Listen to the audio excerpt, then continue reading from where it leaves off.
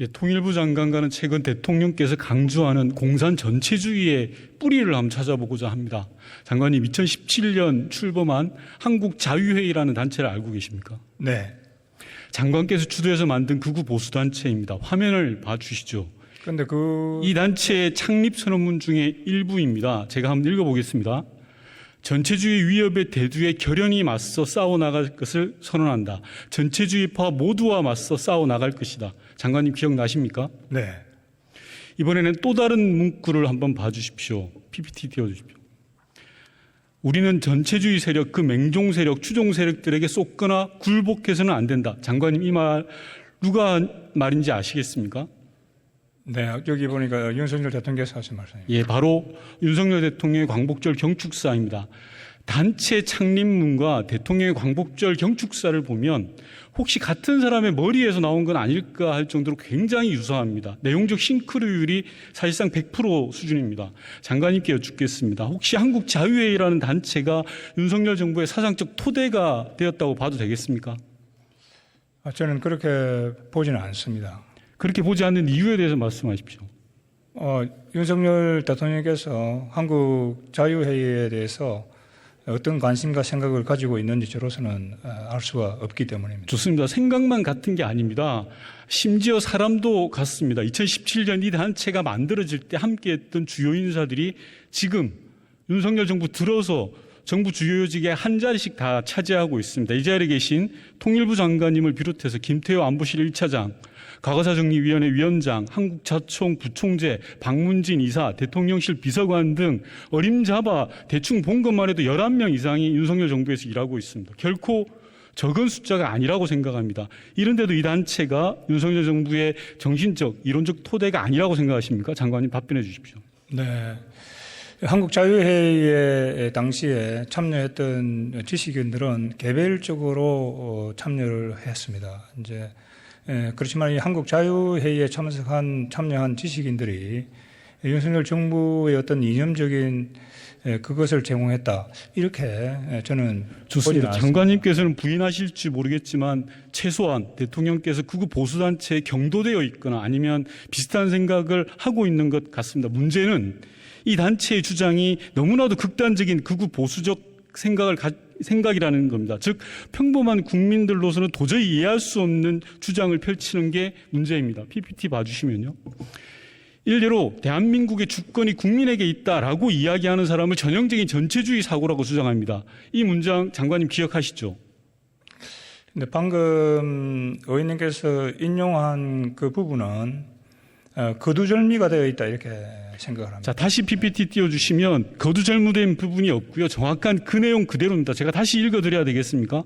이 내용에 대해서 장관님께 묻겠습니다. 장관은 아직도 이런 생각이 옳다고 생각하십니까? 이 문제는 국민 주권론에 관한 상당히 학문적인 깊은 논의가 필요하다는 거죠. 제가 여기서 대한민국의 권력은 국민에게 있고 이 국민에게 나온다라는 헌법 정신이 무슨 토를 달 수 있고 무슨 문제 제기할 내용이 있습니까, 장관님? 이 문제는 그렇게 간단하지 않다고 봅니다. 왜냐하면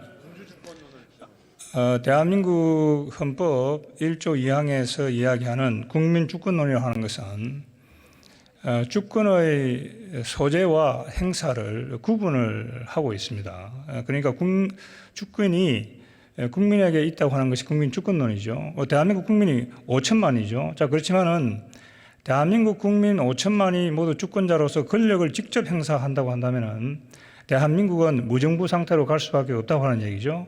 자, 그렇기 때문에 이 대한민국의 국민 주권론이라고 하는 것은 1조 2항 뒷부분에 이야기하고 있는 것처럼 국민이 주권을 소유하고 있지만은 그 주권을 직접 행사하지 않는다고 하는 거죠. 그러면 그 행사를 어떻게 하는 것인가? 국민들은 투표를 통해서 전국구 대표인 대통령을 뽑고 지역구 대표인 국회의원을 뽑아서 대표를 통해서 권력을 행사한다고 하는 것이죠. 예. 그래서 제가 말씀드리는 것은 그 국민 주권론이라고 하는 것이 왜곡된 형태로 갈 수가 있다. 그래서 거기 잘 보시는 것처럼 자유주의적인 자유민주적인 국민 주권론이 하나가 있고 전체주의적인 국민 주권론이 있다. 이제 그런 식으로 제가 학문적으로 여기서 분석을 하고 있습니다.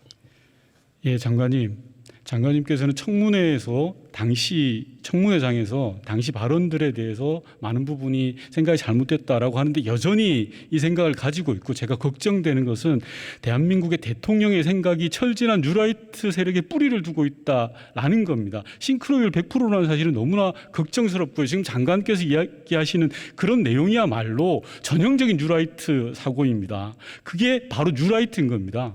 장관께서는 저는 의원님께서 말씀하시는 한국자유회의 선언문이나 한국자유회의에 참여한 지식인들이 거구다. 저는 거기에 동의를 하지 않습니다.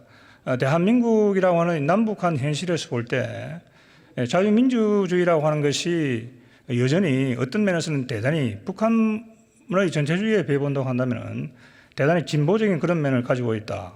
이렇게 생각합니다. 그런데 그 한국자유에 참여한 지식인들을 의원님께서 전부 다 거구다. 그거는 그 지식인들뿐만이 아니고 저로서도 받아들이기 어려운 그런 문제다 이렇게 생각합니다. 예, 장관님께서 그렇게 이야기하실지 모르겠지만 국민들은 다 알 것이라고 생각을 합니다. 아니 근데 근데 의원님 어떤 국민들이 그렇게 생각한다고 하는 얘기죠? 예. 네. 예. 장관님, 네. 제가 대정부 질문을 통해서 장관님께 질문을 드리는 건데요. 대다수 국민들이 그렇게 생각할 것입니다. 오늘 이 자리에서 어떤 대다수 장관님의 국민이 그렇게 답변을 생각한다는 듣는 거죠? 것만 보더라도요.